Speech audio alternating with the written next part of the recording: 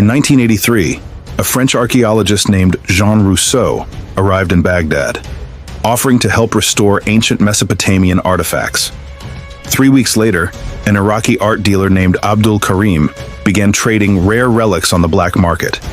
And 1 month after that, a UN peace observer passed through the Syrian border. All 3 men were the same person.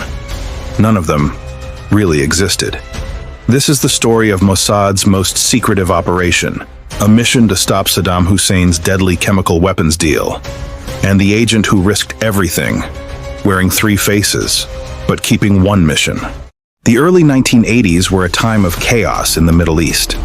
Israel had just bombed Iraq's Osirak nuclear reactor.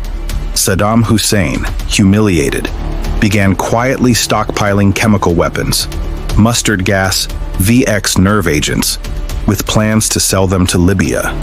The Israeli intelligence agency, Mossad, knew one thing. If Iraq succeeded, the entire region could go up in flames. So they activated a man known only as Eliad. His real name? Still classified. Eliad wasn't just an agent.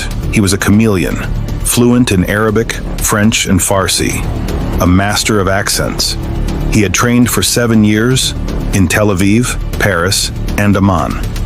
His mission, infiltrate Iraq using 3 completely separate identities. Identity 1, Jean Rousseau, a charming French archaeologist with connections in Baghdad's Ministry of Culture. He used charm, flattery, and historical knowledge to win trust. Identity 2, Abdul Karim, a street-smart Iraqi art dealer dealing stolen relics to smugglers and diplomats alike. In this phase, he met Mossad assets and bribed guards.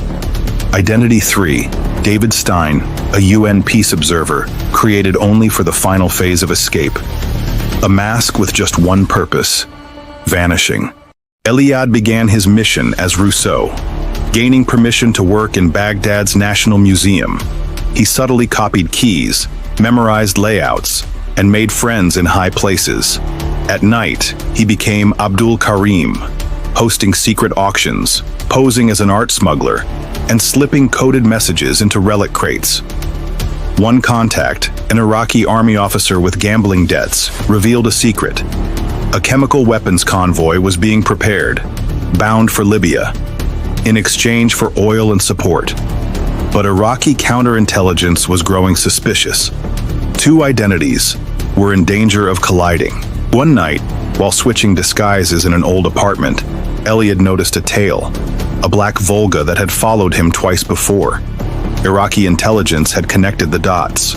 He burned Rousseau's passport, ditched Karim's clothes, and activated his final identity, David Stein, UN observer, with diplomatic papers ready and a new suit waiting.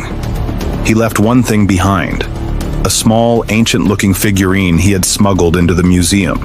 Inside it, a microbug. It would broadcast Iraq's secret convoy plans to a Mossad relay station in Jordan. By the time Iraqi agents raided his apartment, he was already on a UN convoy heading for Damascus. 3 months later, the weapons convoy was intercepted. Iraq never sold VX gas to Libya. Mossad never confirmed who Eliad was.